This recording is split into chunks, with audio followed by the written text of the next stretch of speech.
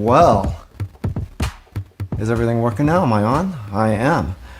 Hi, everybody. Well, 15 minutes late.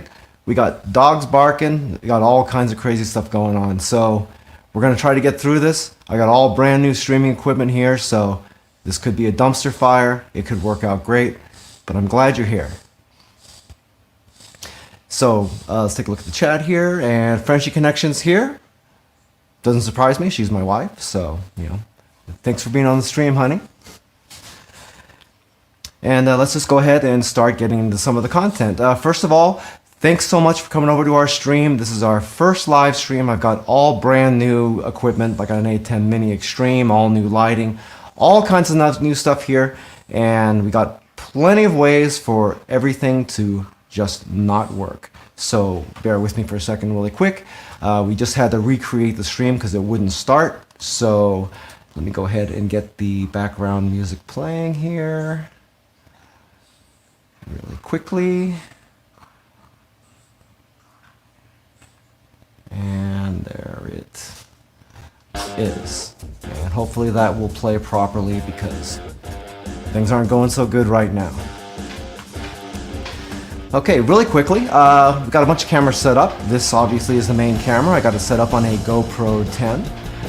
Then I have camera 2 here, right there, and that is over on our range right there. I had a Ninja Foodi Nonstick pan we got there, and we're going to probably do a little bit of testing on that to see exactly how well the non-stick works on that, or how well the non-stick doesn't work on that. Camera 3. Oops, camera 3 we have right there. Hello. It's a little back image here of a camera we have setting up on top of the refrigerator. Here you can see all of our setup here. I've got a program monitor here. Here goes all of the different camera feeds and everything else, and my audio settings right there as well. And then we have my chat working over there, which I should probably put back on the screen so I can see what's happening. Hey Mike, how's it going, man? Welcome to the stream. Yeah, thanks. I'm kind of putting this together at the last second. Everything was looking good. Everything tested out perfect, and nothing has gone right today. So that's pretty much par for the course. And our last camera, I'm actually running that off of my cell phone. Go figure if I can just get that to work here properly really quick. And that would be camera 5. And that is right here on the cutting board. So if we do any like chopping and stuff like that, I can show you how to do that without having to fumble around with cameras. So that's how we got that all set up. Let's see. First things first. Let's go ahead and show you a little bit about Joe's Phenomenal Salad Dressings, because that's actually the Joe's Phenomenal Salad Dressing line is actually what I originally started my company with, and then I started up the YouTube channel, and I never really mentioned it again since because I've been too busy making content like recipe videos and product reviews and unboxings and stuff like that. So very quickly, our company was originally Joe's Phenomenal Salad Dressing here. And the big difference with our salad dressings, which we sell off of our website, is that there's no artificial ingredients. We make everything to order, so you're not going to find it in grocery stores because it's all made fresh. There's no chemical preservatives or anything in there. All the ingredients are natural. So, you know, if you look right here at the label on this, you'll see, if I can get this in focus at all the ingredients here are just actual real ingredients. And you can see right here, really no calories in that at all either. We have 4 different salad dressings. We have this spicy lemon vinaigrette, if you like Italian dressing, very similar to that dressing, except a little bit spicier. We throw a little bit of jalapeno and a little bit of cayenne pepper into that to make it a little bit spicier. Then we also have a mustard dressing. We have this same lemon vinaigrette but not spicy, and we also do a sun-dried tomato vinaigrette as well. That has got a really, really heavy sun-dried tomato taste to it, so if you're not into sun-dried tomatoes, probably not going to be into that either. Okay, so anyway, if you'd like some more information about Joe's Phenomenal Salad Dressings. I'm not going to sit there and try to market it too much to you, but you can go over to joesphenomenal.com, check it out if you want to see. If you do order something from there, keep in mind that shipping prices kind of suck. So if you order 1 bottle, the shipping on it stinks. If you order 2 bottles or 3 or 4, then it gets a lot better. So what you really should do is get one for friends and family. We got Christmas coming up, and that way you can save on shipping. Okay? Okay, so what we're going to do first is let's go ahead and I'll grab some stuff out of the fridge here. We've got one little test I wanted to get going here on this Ninja Nonstick Pan here. So let's see if I get myself back on the screen here. Ah, hey, that worked. Okay, so what we're gonna do is I'm gonna take a little bit of cheese and I'm gonna stick it in that pan right there, and I'm gonna see if I can burn that cheese onto the surface of this pan, because Ninja says you can't, and I kind of think that you probably can. So we're gonna burn a little bit of that on there, let it go for a little bit, and if I don't burn the kitchen down, then we'll see if that will stick to it or not. So I'll just throw some pieces of cheese here. We'll go ahead and get that going, and we're gonna let that go for a little while, and then we'll check on that a little bit later. Ignore all that background noise. We got dogs running in and out of the house. It's interesting. Okay, we'll let that go, and in the meantime, let's go on to the next thing here. Figured I'd teach you guys a little bit about proper chopping of vegetables and onions and stuff like that, because every time I go to a friend's house, I always see them like prepping and cutting vegetables and stuff, and they always do it in such a way that they're gonna cut their hand off or something. It's really bad, and it makes me want to get in there and like kind of stop them, and then people get offended. So we don't want to deal with that. So let's move on over to camera number 4 or 5. There we go. So let's say you got an onion here and you want to dice that onion. Well, first of all, you want to have a sharp knife. So let's say you've got you don't have a knife. Let's say you don't have a knife sharpener. All you have is one of these things, a little honing steel. Most of the time you get these whenever you get a set of knives, or you probably already have one sitting in a drawer and you just didn't know what it was, so it just sits in the drawer. But anyway, make this a little bit better here for you. These are for getting your knife not necessarily sharp, but just getting the blade straight. Normally what happens is your blade's not getting dull, it's getting bent is what happens. So really, if you have decent knives, you don't need to really sharpen them except maybe once a year, once every couple of years, really, depending on how often you use your knives. So if you're just using a honing steel, you're just keeping the blade nice and straight, and that way it really extends the amount of time you need to actually go in between actual sharpenings. I have had these globals here for about 5 years, and I've never had them in to sharpen. I've probably only really manually sharpened them one time. All the rest is just honing. So really all you gotta do is you just take your honing rod here, and you're just taking the knife, keeping it at a, you gotta try to keep it at a consistent angle. This is a Japanese knife, so it's gonna be at about like 18% degree here. And you're just kind of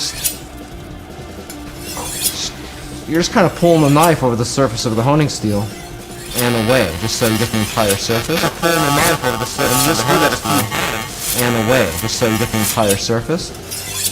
And you just do that a few times, just like that, and that'll actually keep your knife nice and sharp. So you really don't have to do a whole lot, maybe 3 or 4 times on each side, and that's really all you got to do on those. We do have some videos on the YouTube channel here in case you want a little more robust answer to that, but for the most part, that's really about it. Let's take a look really quick at that cheese, and that's burning on there pretty good. Especially like right there. I think that is going to probably stick, so we'll see pretty soon. Once that cheese gets melted really good, I'm going to go ahead and turn the heat off and let it cool down, and then we're going to try to scrape it off there. Okay, and now back to what we were doing. Okay, for an onion, if you like to dice an onion, keep in mind that you've got your root right here. This you don't want to cut off. A lot of times people will they'll cut the top off and they'll cut the bottom off, and then they'll start to try to dice it. This actually keeps the whole thing together. So what we'll do is we're going to cut this onion long ways. We're going to cut through this and just kind of cut that in half. We want to keep that intact because that's going to keep our onion together. So when we dice it, we can do that a lot easier. Also, when you are grabbing something to cut, especially something that can move around like this, you grab it with your fingers here, and you always want to have your fingers curled in. And you're going to rest the knife here against the knuckle, your first knuckle. So if I'm going down like this on this onion here, I'm never slicing over my fingers. I'm slicing over my knuckle. That way, as you cut through here, you don't have any chance of cutting your hand. Which is kind of funny because I probably cut my hand for the first time ever live on YouTube. So luckily that's not happening, so that's good. Okay, then we just take the little bottom piece here and cut that off. Just like that. Put that aside. And then all you're going to want to do is just kind of peel off the dry stuff. So usually that first little layer here, you can just get that off, peel it upwards towards that root, and just kind of just snap it off. Just like that.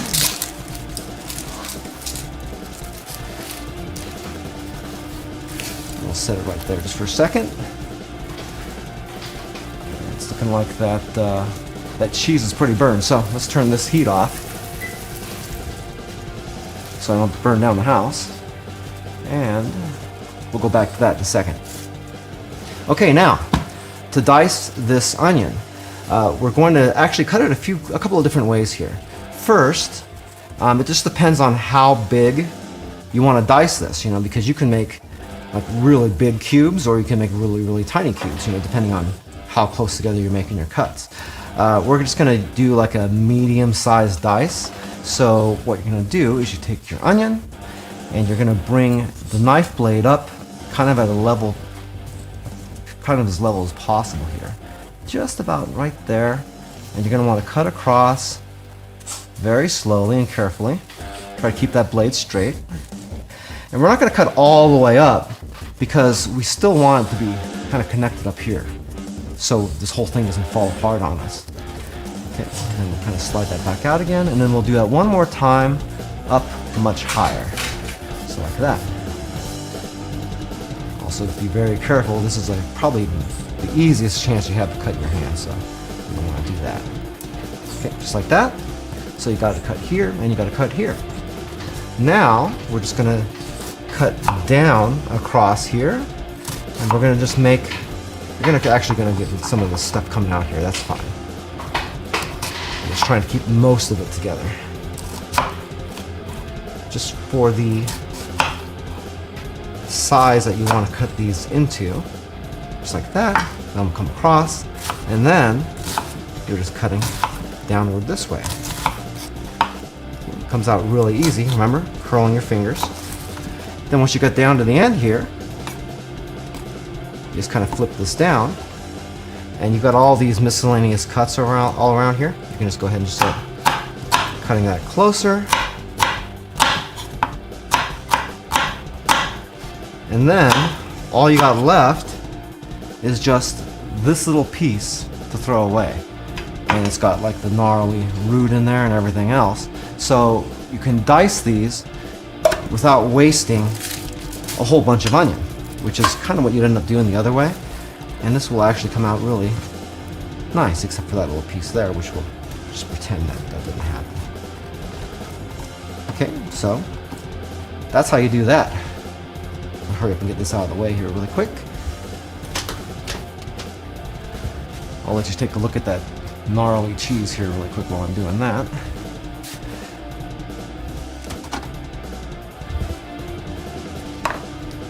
Yeah, so the Ninja Foodi Never Stick pans. We just did an unboxing for those on the channel here just a few days ago.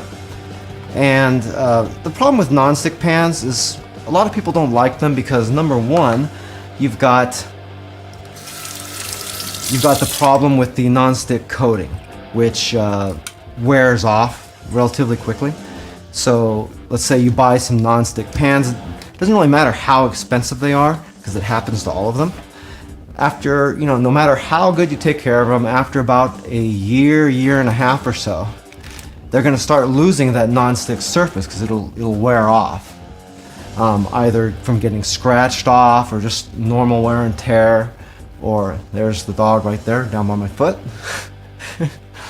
or using non-stick sprays.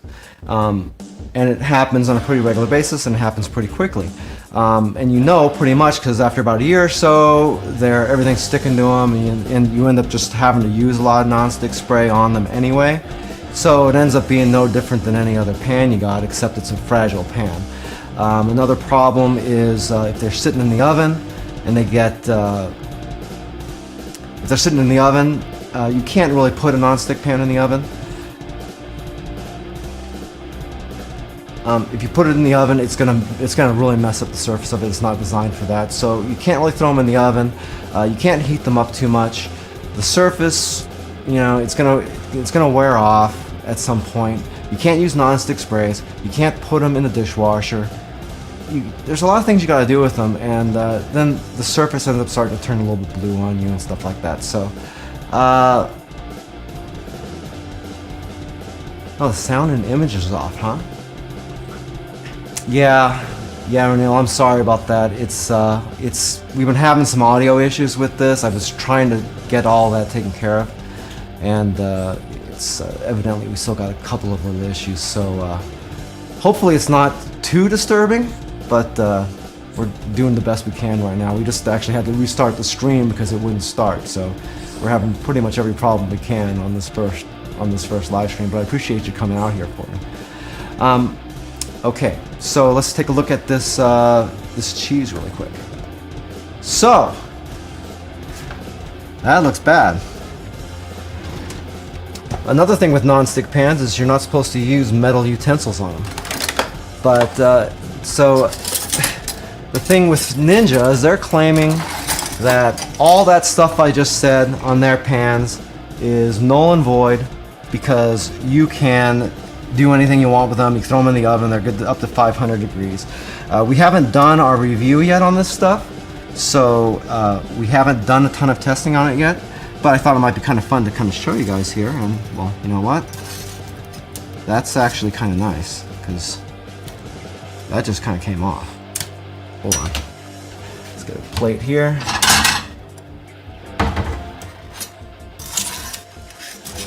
All right. That's kind of good, honestly, because I didn't think that was going to work that well. Anyway, the non-stick works, and I got a metal spatula here. We'll see if that messes the pan up or not. They said it wouldn't, so I can always return these if it messes up the pan, but evidently it's not supposed to, so we'll find out here when we do our review.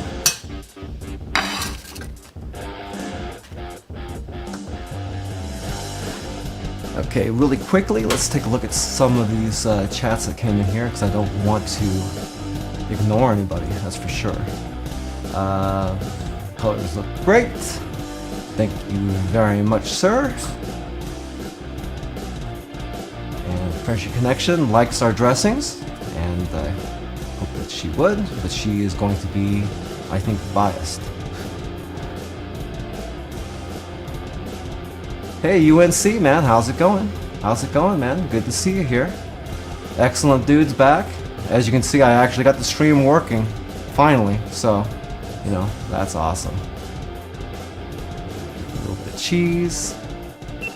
And there's the puppy, and I just lost video.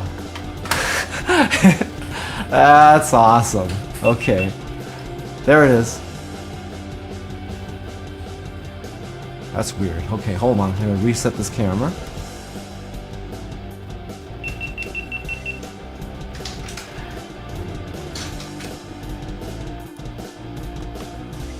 Well, let's use the rear angle for now while I'm resetting this thing. So, you know what? Anything that can go wrong is going to go wrong. I'll tell you that right now. Okay, the sound and images are off. Yep, I noticed that. I'm trying to fix that, but hopefully. Yeah, streaming software has audio settings issues. Yep. It's, you know, we're using StreamYard, and we're trying that out really quick. So far, we've had a couple of problems with that, so hopefully we can get that fixed. Hey, thanks, Mike. Appreciate you, man. And yeah, the non-sticks are they're working a heck of a lot better than I thought they were gonna. That's for sure. Okay, let's get this camera set back up again really quickly.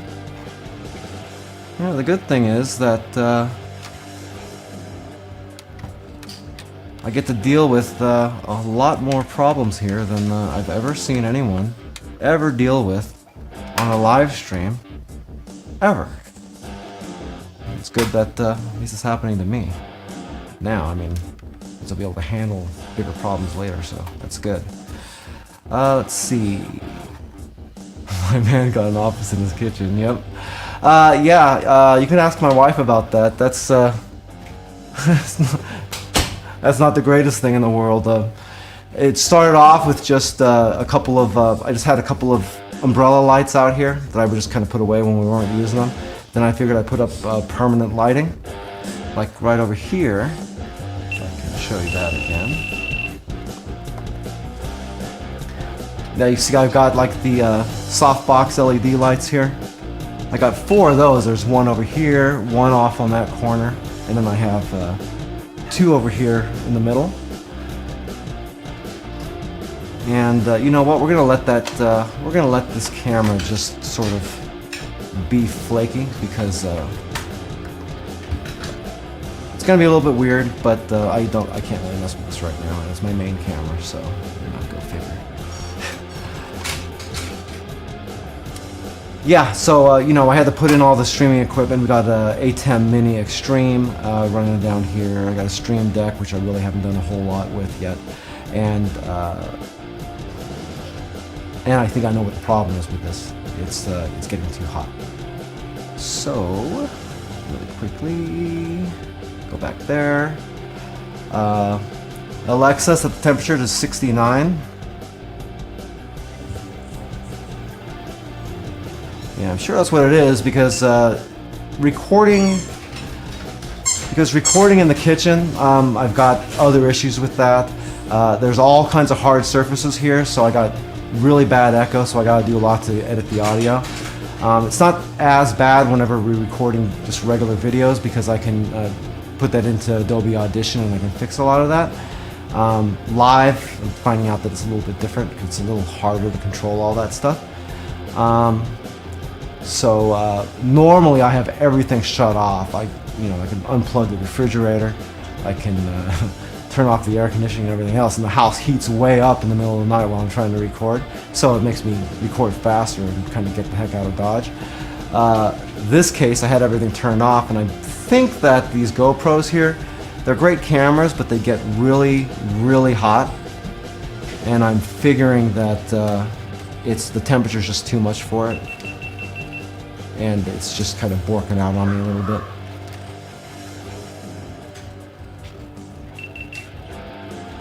So we'll do a reset on this thing one more time, and hopefully that'll kind of fix the problem. Okay, really quickly. Come on. Go. And hopefully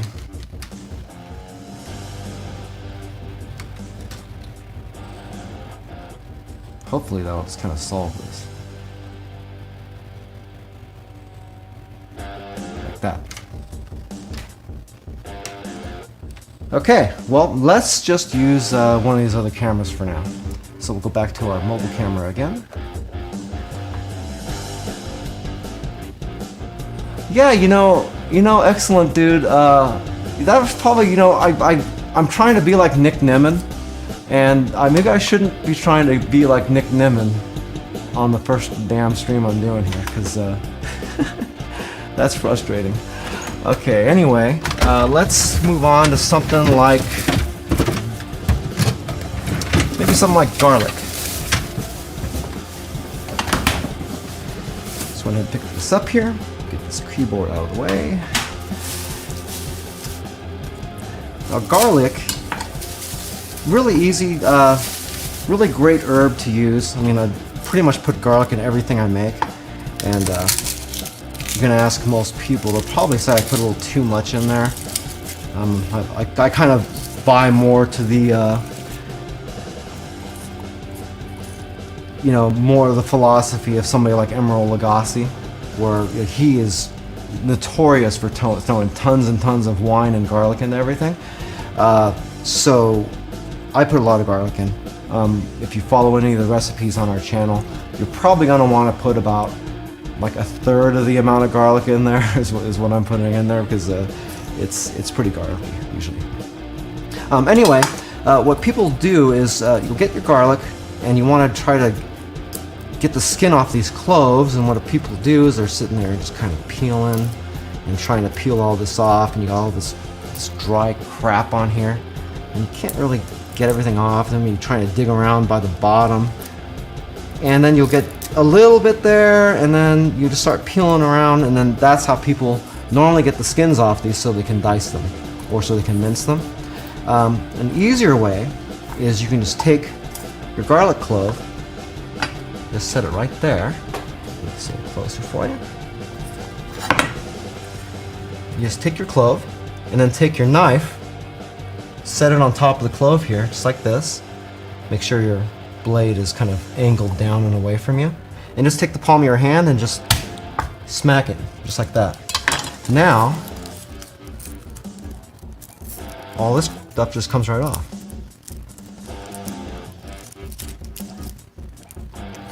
See? That takes a lot less time. You can even fix this one that got messed up and do the same thing. That's pretty effective. It took me a little while to learn that one too, because I'd seen people do it and I didn't really think that it was really a thing, and it really saves you a lot of time. So mincing. Mincing, pretty easy stuff. A lot of times you're going to be using the back part of your blade. Remember, you don't have to use your full blade every time you are using the knife. Really, you just only need just the amount that you need to use. So garlic is small, so you can actually use the back part of the blade here, and you're just going to want to kind of come through. Make sure, again, you got your fingers curled over so you're not scratching or not cutting yourself. And you just kind of do that. And then you just turn them around, and it's really the same thing, just going through over and over and over again. And your little pile is just going to get more and more messy.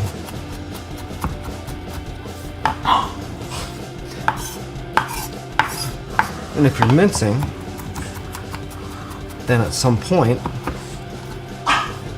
you get them down to the size that you want them. Now, they don't have to be perfect. A lot of people want them to get nice, perfectly square pieces. They want everything to be uniform and everything else.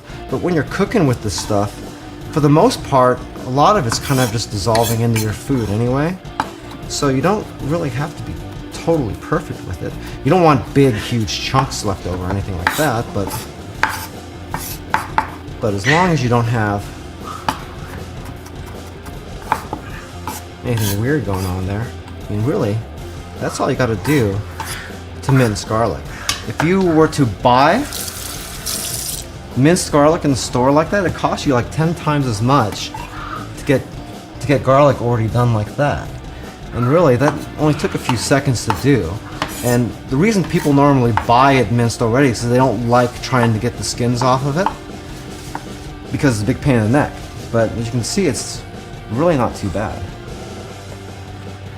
Okay, let's see what we got going on here. Caught back up again. How does the is the audio sync still off? I'll have my wife check on that for me. And it looks like it's still probably about the same, so sorry for that. Okay. Okay, next I'll go ahead and just get this cleaned up really quick. Get this out of the way. Hate to waste garlic like that, but sometimes you gotta do what you gotta do.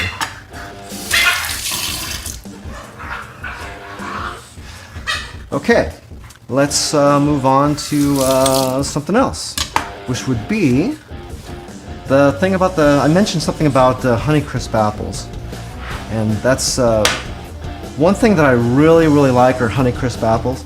Apples are really great anyway to me. Honeycrisps to me are my absolute favorite. So I'll show you a couple.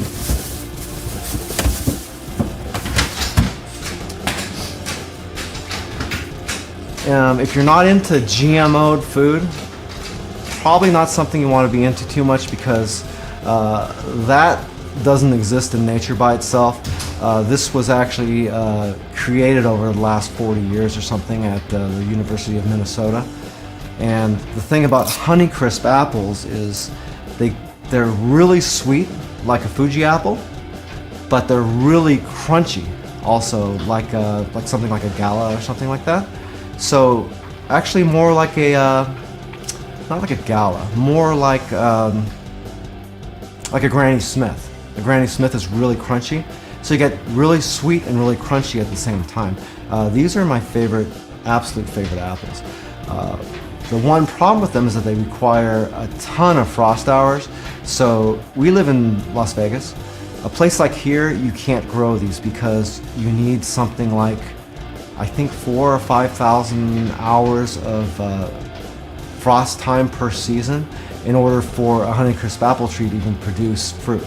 So the funny thing is, they sell Honeycrisp apple trees here in Vegas, but you can't get fruit off of them because it's not cold enough. It's not cold enough and doesn't stay cold enough for long enough. That's part of the reason that a Honeycrisp apple costs so much. The other part of the reason is that they are notoriously fragile. The Honeycrisp apple trees have lots of thorns and stuff on them, and the skins on these apples are really thin. So the process of getting them off the trees is really expensive too. So a lot of times when you go to the stores, these are something like $3 a pound or something like that a lot of the year. It's a little bit cost prohibitive. So when you're picking a Honeycrisp apple out of a store, you want to make sure that you get a really good one, because you're paying a lot of money for these things. So you want, if you're looking at this, you can see like kind of the vertical lines coming down through here. You want it to be mostly red. With an apple, the more color you have, the color is where the sun came from. So right here, you can see that this got a little bit less sun over here, and over here, this part of the apple was probably more facing the majority of the sun. Like here, same deal, except not so much on the side right here. Now the problem with these, I mentioned that they're very fragile. These can get bruised really easy. They fall off the tree while they're picking them or whatever, and if you get a bruised one, they're really gross. Because a bruise on a Honeycrisp apples, it tastes like it's rotten apple. It's terrible. So when you're in the store, first you want to just make sure that you got like a nice even color all the way around it. If it's more yellow on one side, it's going to be kind of sour and not great. And the second thing you want to do, and this day and age now, the way things have gotten, people are probably going to give you a heart, like they're probably going to give you looks because you're going to be touching apples, and you know, with everything that's been going around, people are like weird about touching things. But you got to do it. If you want a good Honeycrisp apple, you're going to have to do it. Yeah, Granny Smiths. Yeah, the Granny Smith apples. I was a big fan of Granny Smiths, actually. I really liked them. Growing up, we had two Granny Smith trees in our backyard, so we get something like 1,000 apples a season. So we'd have the fridge just jam-packed full of apples for like a month, and you know, we're making apple pie like every single day for like for like several weeks. And then we'd have to give all of them away so they didn't go bad or anything like that. Yeah, Honeycrisps are addictive. I can probably eat like 3 or 4 of these at a time. They are great. Okay, so like I was saying on these apples, if this gets bruised, you're not going to want it. And when you go to the store, half of them are bruised. So you just kind of just feel around the apple. Just take your fingers, feel around, and just look for like flat spots on it, for flat indentions, because if there's any flat spots, that's where there was an impact, and that part of the apple is going to be gross. You're not going to want that. So you just kind of, when you're filming, just kind of feel them out really quick. And the ones that are nice and solid all the way around, that don't have any bruises or dents on them, those are the ones you keep. And the other ones you kind of put back, and if somebody gives you a dirty look, then whatever, you're paying $4 a pound for apples, so you know, you don't want to deal with that. I'll take the dirty looks any day over that. Garlic is something I always buy. Yeah, you know, and I don't mind mincing the garlic, but even in my fridge here, that's minced garlic. But you know what?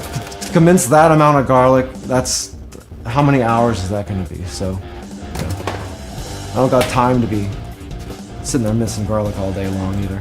That, you know, makes your hands stink. But if you like the smell of garlic, if you really like the smell of garlic, it'll make your kitchen smell really garlicky. You'll love it. Your fingers are going to smell garlicky. All your friends are going to love it. It's just freaking awesome. So the sink is less, so it's getting closer. So is it the audio and video of me talking, or is it how is that?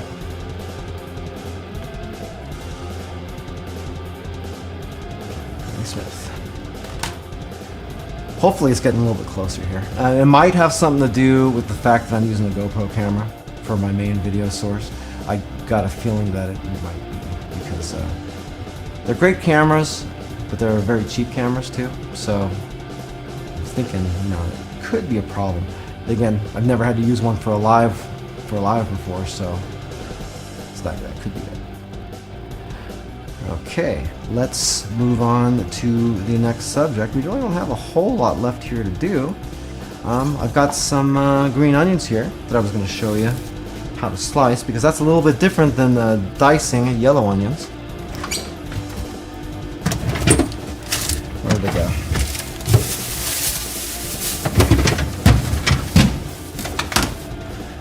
Okay. Back over here again. Back to the mobile. Go. And then there we go. Getting the hang of this thing, see? Alright, so get green onions from the store. First of all, usually when you're talking about green onions, you don't typically cook your green onions into your recipes. This is typically more of a garnish type of onion, so it's something you eat raw. It's actually really good raw. So if you're putting these into your food, it's really good to put them in right at the end, so they're not cooking into it, so that you get a nice full flavor from them. Otherwise they turn like brown kind of and wilty, and you don't want that. So with these, if you just want to have some onions for garnish, I'll just like chop them down kind of thin, and I will just usually leave that rubber band on there. right here.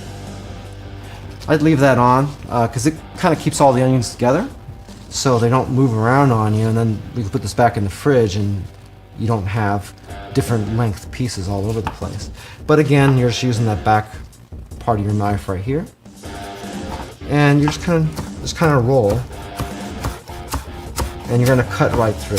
The key is you're not trying to, it's more like when you swing a baseball bat. You're not trying to swing the bat at the ball, you're actually swinging the bat through the ball. In this case, you're cutting through the onions. You're not trying to stop there. That way you get a nice full cut. You see a lot of people will cut things really fast. You don't want to do that. Just people try to show off. Get much better results if you don't cut that way. And see, that's really easy. That's really the best way to do these for garnish. With onions, the more you cut them, the more flavor you get. So if I just took a piece, these onions here, and cut them right there, and threw this whole large piece into something, these are actually going to create a lot more flavor than a big old piece like that is. Just because it has something to do with, as you cut it, it releases more of the juices and everything else in it. So this is better than this. Just to remember.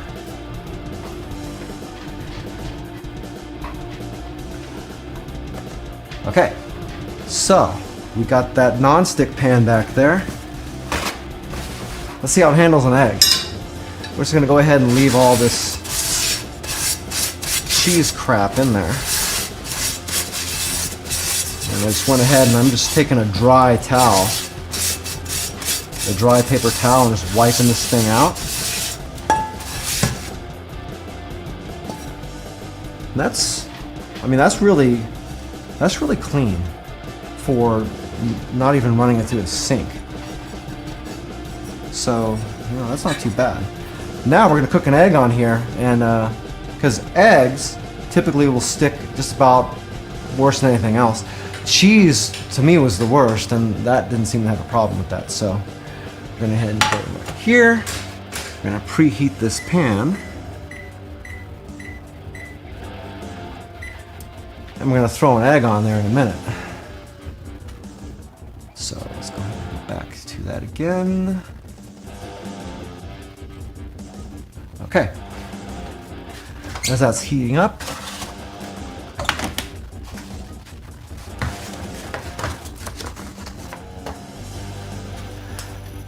with these Ninja non-sticks, they do say that for them to work really well, you should preheat them.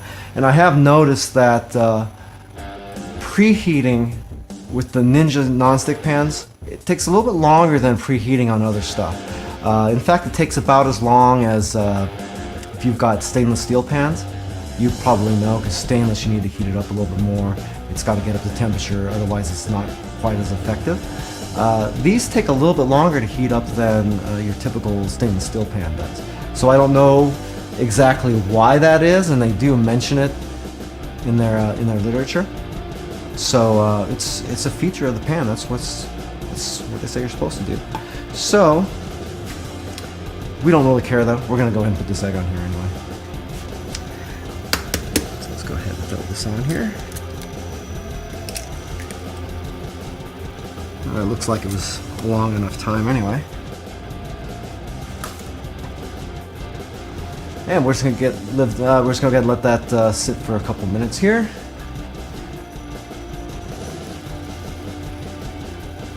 And let that cook pretty thoroughly. And we might even cover that just to make it cook a little bit faster. In fact, I'm going to cover it.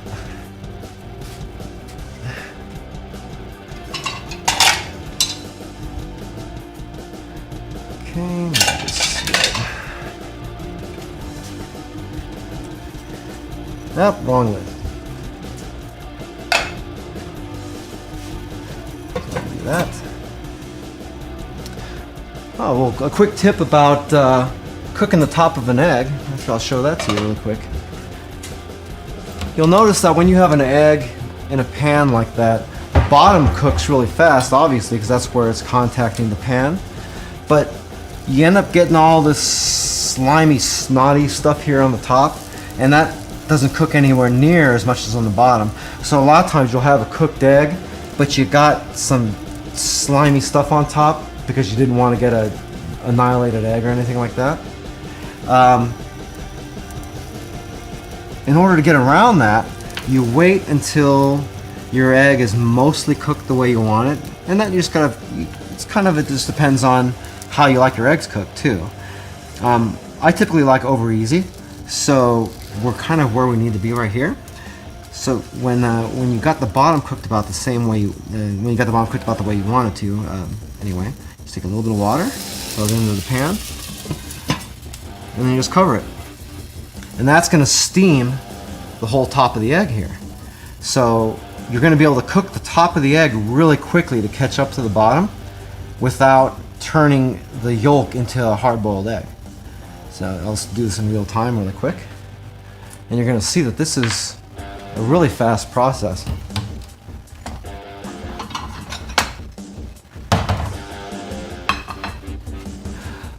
And let's see, Excellent Dude wants to know if, are you talking about the pans here? This actually is an induction range that I have. So yes, those work on induction. The Ninja pans will work on anything. They'll work on like the gas, electric, the induction stuff. Pretty much any type of surface that you have, they should be able to work on. And they're supposed to be okay in the oven too. So supposedly you're able to use these in kind of like you would with a what should we call it? I'll come back to that. You throw them in the oven. You can sear and cook steaks and stuff like that in the oven, the same as you would with the cast iron pan. Is what I was trying to get at. So we'll see about that. This is moving around a lot. That's weird. Okay. Well, anyway, that's only been just a few seconds here, and that egg's cooked. So we'll just take our same little handy skill here. Look at that. Remember, there's no non-stick spray or anything on this. This is a pretty effective non-stick pan. I mean, if you look underneath here, that's cooked pretty nice right there. It's got a nice little sear on it. These things have been pretty impressive so far. And I'm not gonna lie, and they still got to get reviewed, but I mean, so far they're not bad. And you'll notice that I stuck that egg on the exact spot that I was just scratching away with this spatula on. That really doesn't say a whole lot because I mean they are brand new. So how much damage I can just do in a couple of seconds like that is kind of debatable. But I'll tell you what, if this was a regular non-stick pan and I took a metal utensil and scratched it on there a few times, I think you can ruin that thing almost instantly by doing that. I mean, if you do that one time, you're gonna have a problem. Okay, so let's get the picture off. Go back here. Ha! Okay. Yeah, we have some Henkel's non-sticks that we got, and they were really expensive. They were like $100 a pan, and they lasted a few months, and they just started sticking. They started sticking right away. I've never had anything that was like that to that extreme, because typically I don't get eggs to not stick like that at all. If you do scrambled eggs or something like that, it's a little bit different. I have tried it a little bit. They do stick a little bit, but I think that has something to do more with the fact that there's not any kind of real texture to grab on anything. When you clean the stuff up, a couple of wipes and everything comes out anyway, so kind of the jury's still out on that. We'll see. But anyway, there you go. Yeah, Frenchy Connection's impressed with the pan so far, and that's really the main reason we got him in the first place. Chris, how's it going, man? Welcome to the stream. Good to see you, buddy. nice trick there from the Frenchy Connection. Yep, thank you very much. And you should know this already because you've seen me do it many a time. Okay, let's see how much time we got in the stream here. We've been streaming for like an hour. That's crazy. Did I get through everything I wanted to talk about here? Let's see, we did some sharpening stuff. We cut a few different things. We talked about those Ninja Never Stick pans a little bit and went through the streaming setup a little. Yeah, I've got a lot of stuff that I was planning on throwing into the stream. Like I was trying to do a lot of the special effects and stuff that we do in our regular videos, and it was turning out that I was like biting off way more than I can chew all at one time. So I figured I'd try to scale it down a little bit. And as you see, we still had some little technical issues anyway. Looks like this camera here is working okay now, so it must have been the heat because the house was getting like 82, 83 degrees, like trying to keep the noise down. So it turns out that might be what the problem was. Okay, so let's see, we've got some more comments down here. I don't want to forget anybody here. Awesome first stream. Thank you so much. Thank you very much. Okay, so I think we are going to probably go ahead and call it a day on our stream here because we've gotten through a pretty good amount of stuff, and I don't want it to turn into some like super duper long thing, and that'll give us some things to work on for next time.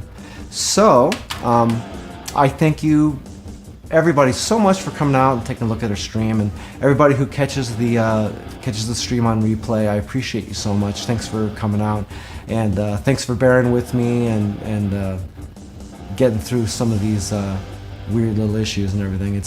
I guess it was kind of bound to happen. It's the first time. It's kind of gonna have to. But anyway, really happy you guys came out. I really appreciate you guys a lot, and hopefully we'll be able to do these more often. So, yeah, thank you very much. Yeah. Thanks, Mike. I appreciate you. Thank you, Chris. I'm glad you came out just to check it out. That's awesome for you. And excellent dude. Thank you, sir. That was excellent dudes. He's actually one of the first YouTubers that I ever started talking to. Because we both go to a place called vidIQ, which is on YouTube, and they help you learn how to promote your YouTube channels and how to grow and how to design your videos to get people to watch them longer and everything else. He's one of the first guys I ever saw on there, and he's been talking about coming out to Vegas for a trip just to hang out, and that is really cool. Excellent dude, actually. If you ever have to make spreadsheets and you use Microsoft Excel, this guy right here, you got to check out his YouTube channel. He's got so much stuff on there, and he has really, really easy to follow tutorials on how to do all sorts of stuff with Microsoft Excel. So if you've got any need for that, or you know anybody who needs help with that, that's a really good source. So you should probably go out and check him out. Okay. Well, anyway, I'm really happy you guys came out, and I hope to see you again really soon. We're going to schedule another stream here probably for maybe 2 or 3 weeks from now, possibly 4 weeks. We might try to do it once a month. We'll see how it works out and how quickly I can learn some of this other stuff. So I thank you so much for coming out, and I really appreciate all the support, and I hope to see you guys again really soon. So until then, hope you have a phenomenal day. Take it easy.